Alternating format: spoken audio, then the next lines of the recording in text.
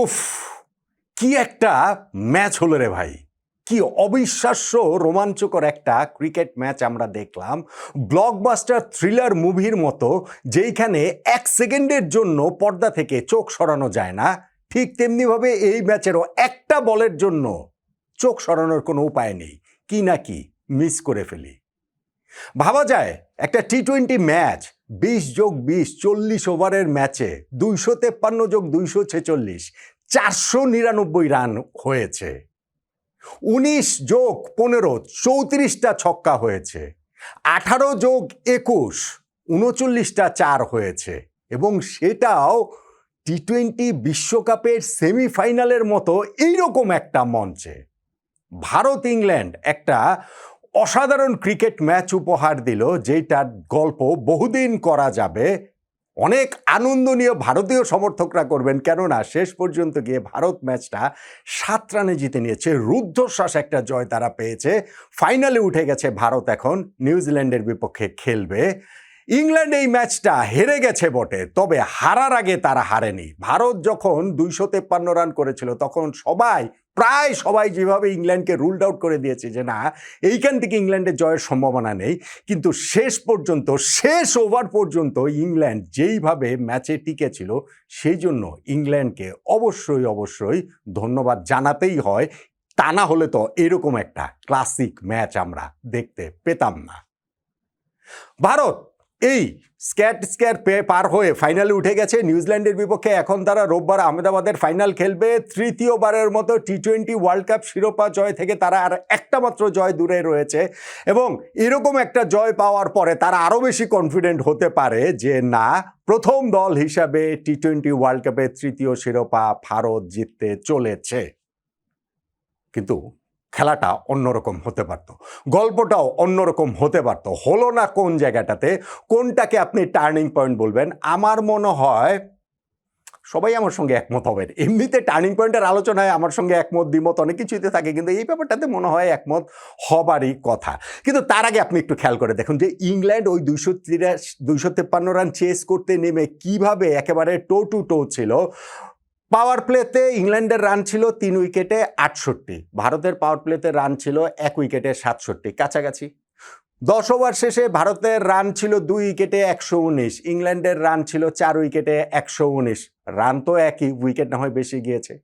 ১৫ over শেষে ভারতের run ছিল ১৭৭ ৪ উইকেটে, ইংল্যান্ডের রান ১৮৫ ৫ উইকেটে, সেমই তো ছিল। ভারত শেষ ৫ ওভারটাতে তারা ওইখানটাতে রান তুলে নিয়েছে আরও ৭৭ রান এবং সেইখানটাতে ইংল্যান্ডের জয়ের জন্য শেষ ৫ ওভারে প্রয়োজন ছিল ৬৯ রান। তাহলে ইংল্যান্ড তো এই জায়গাটা থেকে গিয়ে তারা জিততেই পারতো, মানে জেতার মতো ওরকম একটা অবস্থাতে তো ইংল্যান্ড ছিল না। পারেনি কেন? পারেনি একজন ম্যাজিশিয়ানের জন্য, জাসপ্রীত বুমরা নামক একজন ম্যাজিশিয়ানের জন্য। শেষ ৫ ওভারে ৬৯ রান প্রয়োজন। ইংল্যান্ডের ওই সময় তাদের হাতে ৫ উইকেট রয়েছে, ম্যাচটা তারা অবশ্যই জিততে পারে। কিন্তু জাসপ্রীত বুমরার ২টা ওভার বাকি ছিল না ভাই। ১৬ নম্বর আর ১৮ নম্বর ওভার তিনি করলেন। ভদ্রলোক এই ২ ওভার থেকে রান দিয়েছেন ৮+৬ ১৪ রান। ৫ ওভারে ৩০ বলে লাগে ৬৯ রান, তার মধ্যে ২ ওভারে ১২ বলে যদি কেউ মাত্র ১৪ রান দেয়, তাহলে তো বাকি ৩ ওভারে ১৮ বলের মধ্যে আরও ৫৫ রানের প্রয়োজনীয়তার সামনে এসে ইংল্যান্ড দাঁড়িয়ে যায়। সেই রানটা তারা কিভাবে টপকাবে? ৫ ওভারে ৬৯ রান লাগে, জাসপ্রীত বুমরা ওই ওভারটায় মাত্র ৮ রান দিলেন, ৪ ওভারে লাগলো ৬১ রান। পরের ওভারটা থেকে ১৬ রান ইংল্যান্ড একটু কাভার করলো, ৩ ওভারে লাগে ৪৫ রান। বুমরা ওই সময় তার লাস্ট ওভার করতে এসে দিলেন মাত্র ৬ রান, ২ ওভারে লাগে ৩৯ রান। ওই ১৯ নম্বর ওভারটা বুমরার ওভার শেষ। ইংল্যান্ড ভেবেছিল যে বুমরার ওভার শেষ হলে তারপরে আমরা না হয় শেষ ২ ওভারে দেখা যাক কি করতে পারি। ভাই ২ ওভারে ৩৯, তারপরেও টু মাচ। হার্দিক পান্ডিয়ার ওই ১৯ নম্বর ওভারটাও দুর্দান্ত ছিল। সেই ওভারটাতে তিনি মাত্র ৯ রান দিয়েছেন, ফলে লাস্ট ওভারে ৩০ রান ইংল্যান্ডের প্রয়োজন ছিল। সেইটা তো তারা আর করতে পারবে না। আর প্রথম বলটাতে যখন জ্যাকব ব্যাথেল তিনি রান আউট হয়ে গেলেন দ্বিতীয় রান নেবার চেষ্টায়, ৪৫ বলে ভাই সেঞ্চুরি করেছেন, দুর্দান্ত একটা ইনিংস খেলেছেন। তো তারপরে তো আর কিছু নেই। হ্যাঁ, ইনিংসের লাস্ট ৩টা বৈধ ডেলিভারিতে শিবম দুবের বলে ওই জফরা আর্চার তিনি ৩টা ছক্কা মেরেছেন বটে, কিন্তু 3টা ছক্কা মারলেও কাজের কাজ কিছু হয়নি। ওইখানটাতে গিয়ে ইংল্যান্ড শেষ পর্যন্ত ২৪৬ রানে আটকে থেকে হেরে গিয়েছে মাত্র 7 রানে। তাহলে টার্নিং পয়েন্টের এটা একটা দাবিদার না? ম্যাচটা ইংল্যান্ড যেই অবস্থাতে নিয়ে এসেছিল সেইখানটাতে জাসপ্রীত বুমরার এই যে দুইটা ওভার 16 নম্বর এবং 18 নম্বর ওভার, শেষ 5 ওভারে 69 রান প্রয়োজন, এই সময় বুমরার 2 ওভারে মাত্র 8+6 14 রান দিলেন। এইটা অবশ্যই অবশ্যই অবশ্যই টার্নিং পয়েন্টের দাবিদার। ইংল্যান্ডকে ক্রেডিট দিতেই হবে, তারা হচ্ছে গিয়ে ভারতের সঙ্গে একেবারে সমানে সমানে লড়াই করেছে, চোখে চোখ রেখে লড়াই করেছেন। পাওয়ার প্লের মধ্যে তাদের 3টা উইকেট চলে গেল, যেটা বললাম ভারত 67 রান করেছিল, তারাও 68 রান করেছে এবং 3 উইকেটের ওইখানে ফিল সল্টকে বোলিংয়ে এসে প্রথম বলটাতেই আউট করে দিয়েছেন হার্দিক পান্ডিয়া।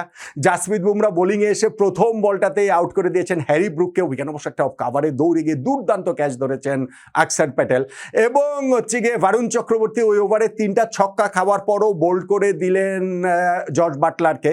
তারপরে ইংল্যান্ড একটা পার্টনারশিপ করেছে ওই জায়গাটাতে, সেই পার্টনারশিপটা তাদেরকে একটা আশার জায়গা ছিল যে উইল জ্যাক্সের সঙ্গে জ্যাকব বেথেলের, কিন্তু তাদের 39 বলে 77 রানের মনে হয় এরকম একটা পার্টনারশিপ হলো। সেই পার্টনারশিপটার ব্রেকেও দুর্দান্ত একটা ক্যাচ ধরেছেন, ওইখানটাতে ক্যাচটা ধরে শেষ পর্যন্ত স্কোর কার্ডে লেখা থাকবে শিবম দুবে ধরেছেন, কিন্তু অক্ষর প্যাটেলই ক্যাচটা ধরে বাইরে বেরিয়ে যাচ্ছিলেন, যেইভাবে তাকে যে ফলো করছিলেন শিবম দুবের দিকে বলটা ছুড়ে দিলেন বাই ট্রেমেন্ডাস।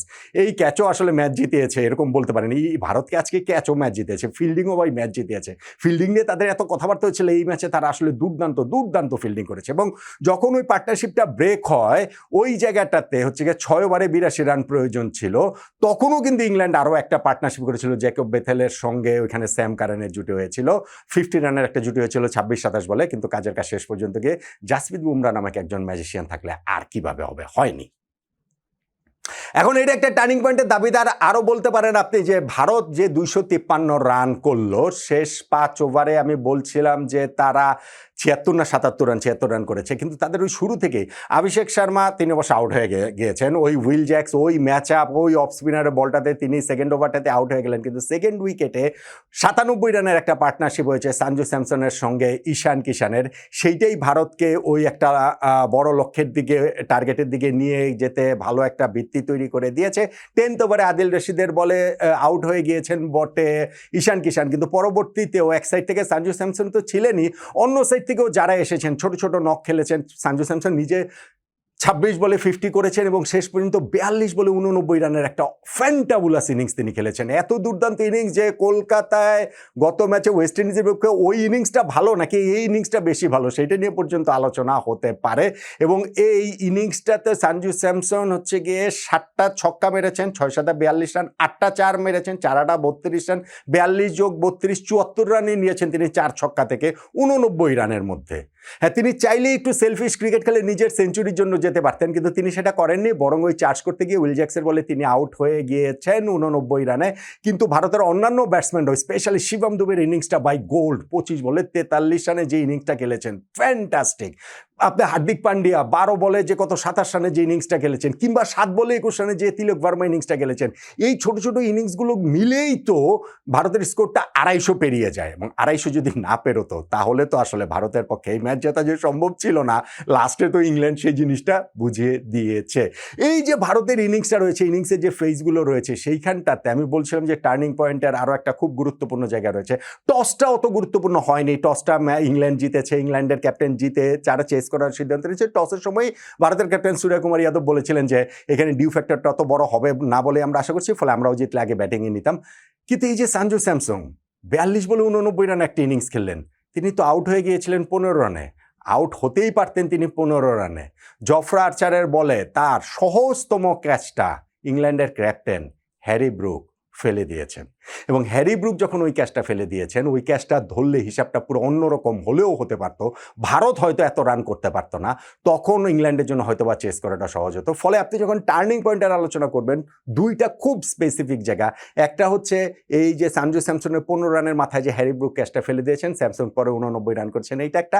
আর আরেকটা হচ্ছে কি, ইংল্যান্ড যে জয়ের মতো একটা অবস্থাতে ছিল, সেইখানটাতে শেষ 5 ওভারে 69 রান প্রয়োজন হচ্ছিল, সেই জায়গাটাতে যে জাসপ্রীত বুমরা 2টা ওভার করলেন, 8 যোগ 6 14 রান মাত্র দিলেন। এই দুইটাই আসলে টার্নিং পয়েন্ট। এই দুইটার কোনোটাকে কি একটু এগিয়ে একটু পিছিয়ে রাখার উপায় আছে? আমি হয়তো বা একটু এগিয়ে রাখবো সঞ্জু স্যামসনের ক্যাচ মিসটাকে, কিন্তু সেইটাও 51% ধরেন আমার টার্নিং পয়েন্টের, কিন্তু 49%ও একই সঙ্গে জাসপ্রীত বুমরার ওই 2টা গোল্ড ওভার, ওই 2টা ওভার ছাড়াও ভারত এই ম্যাচটা জিততে পারতো না।